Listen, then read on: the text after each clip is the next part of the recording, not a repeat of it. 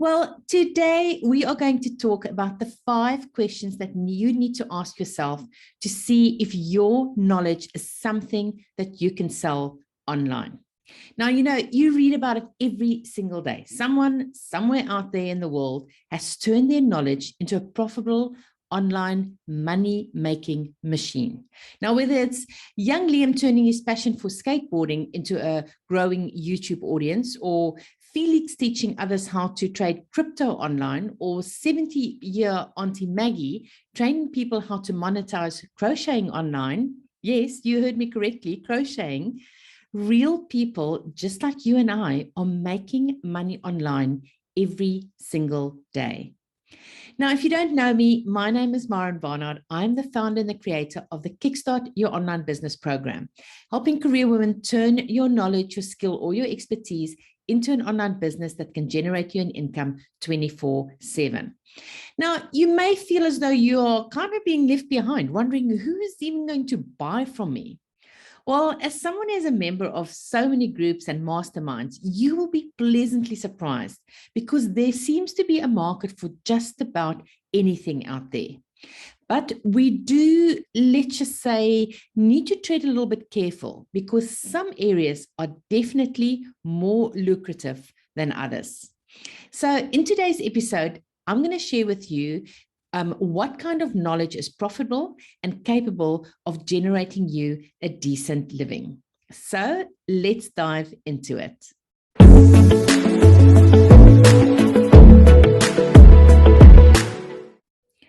As always, you need to do your own research, but to help you along, I want to share 5 questions that you can ask yourself to see if you can actually sell your knowledge.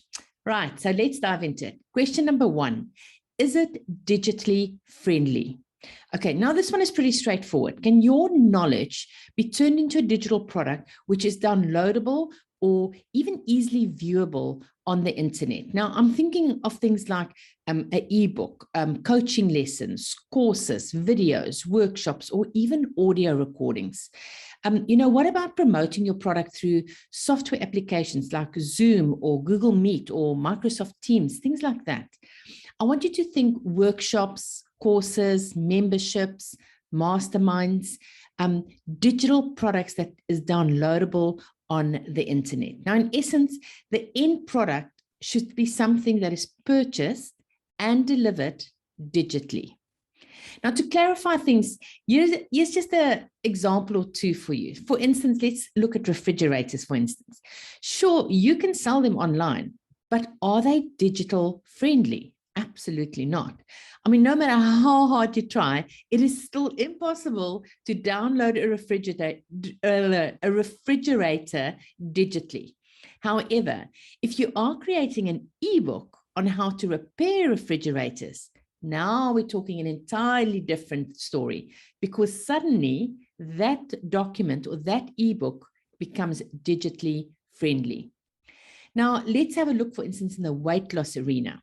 Yes, absolutely. You can easily sell information about weight loss and deliver it digitally.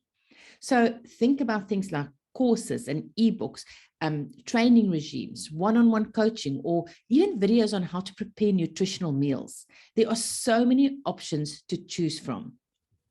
So you have to make sure that the product is digitally friendly. Okay, the second question you need to ask yourself is, what does the competition look like? Well, with this one, you need to be a little counterintuitive. Your first thought may be that all markets appear to be saturated, so it's best to look for a smaller or maybe a different market where there's no competition. Well, when it comes to competition, don't be the first to release a digital product in a niche in which no one else is already selling digital products. When first starting out, you want to follow the money trail. There are trailblazers in every market who have already figured out what works and what sells easily. And you don't need to reinvent the wheel. Just learn how to deliver your product better than anyone else out there and make it yours. You've got your own unique way of coaching and sharing your knowledge with people.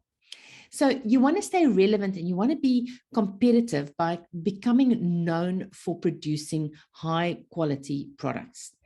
You need to streamline your sales funnel and market like a real lady boss and turn your knowledge into an incoming generating cash cow. Now, a great way to determine if a niche has a competition is to see whether people are willing to invest in information and training. Where is the money being spent? Now, again, by way of example, Udemy is the industry leader in online education. So if this is where your passion lies, it is probably a really good place to start researching niches and to determine how many people are really interested in certain courses. Now, you can even go to the extent of finding out how much demand there is, the level of competition, and how much revenue those top courses generate. Now, if people are already spending many millions a year, then there is definitely room for you and your digital product. You know, in a competitive niche like this one, the coaching and the training industry, you need to bring your A game with you.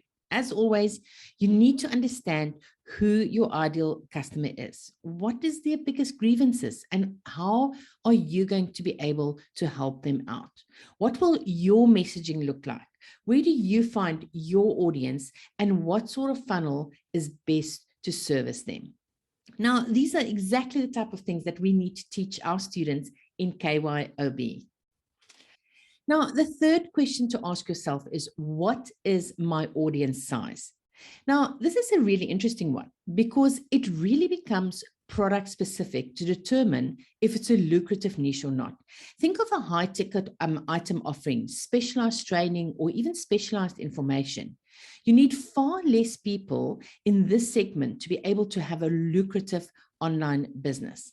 So for the sake of a generic audience, I'm going to assume that your product offering is not highly specialized or technical in nature. Now, long term, if you're looking to scale and automate, have a look at markets which have the capacity to entertain another seller. In this case, that's you.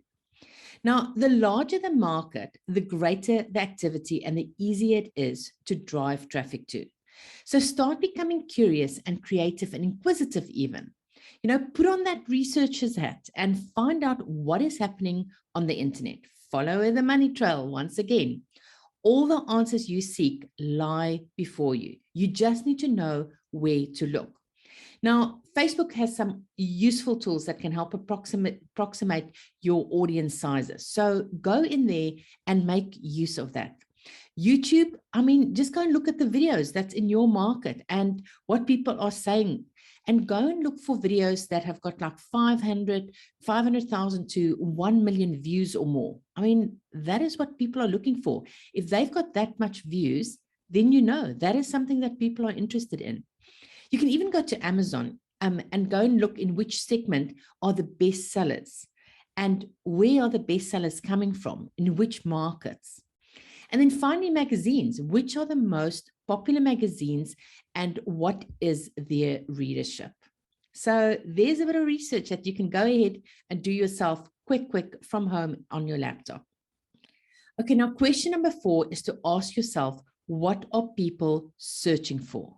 Okay, now if you think about online Google searches, which keywords get used the most? For example, just type in how to lose weight. And then what comes up for you and which key searches appear the most popular. So for instance, I've just before recording this, I actually went in and said how to lose weight. And immediately the options that came up was how to lose weight fast, how to lose weight overnight, how to lose weight in a week, how to lose weight without exercise, how to lose weight in a day, how to lose weight quickly, I think it was. I mean, there's so many options and Google actually gives you what people are searching for. So if you can just put in a piece of whatever your niche is, Google will tell you what people are doing. Now you can do exactly the same on Pinterest. Pinterest is, you can also go in, start putting in that search and it will throw you up exactly what people are searching for. Now, another place to have a look to see what people are looking for is, for instance, YouTube. So again, I went in, going back to our weight loss thing, and said how to lose weight fast. And a video came up. I think it was how to lose weight fast overnight, something like that. And it had over 1.3 million views. Now, do you think there is a demand for this problem?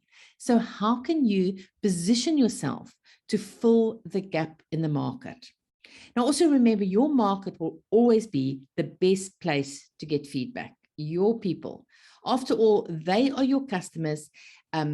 They will tell you what they are looking for. You can ask them what they are buying.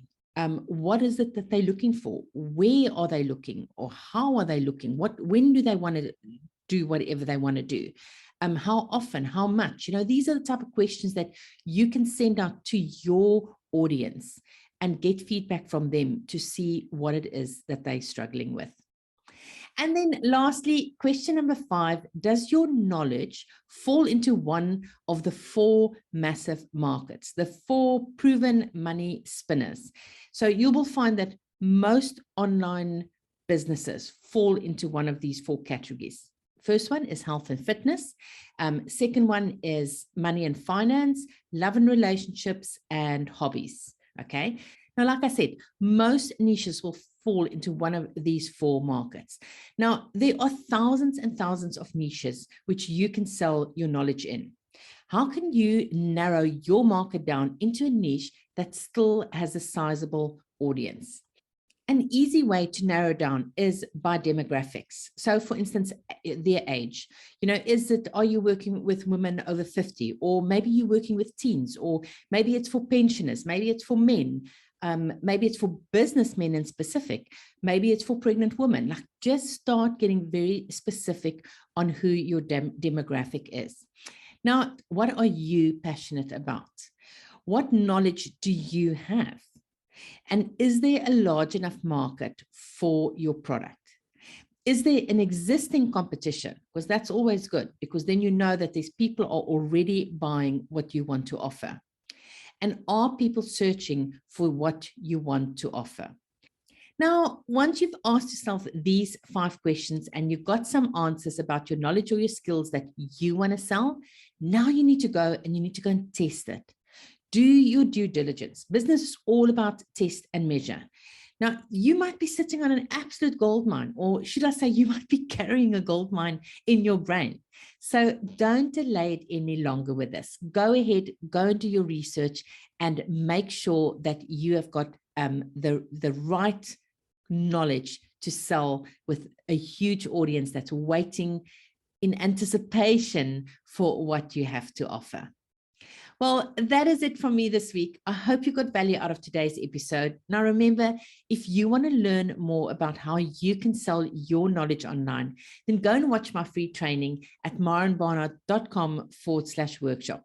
I hope you have a wonderful week. And as always, go out there and make a difference, because there is someone out there right now looking for exactly what you have to offer.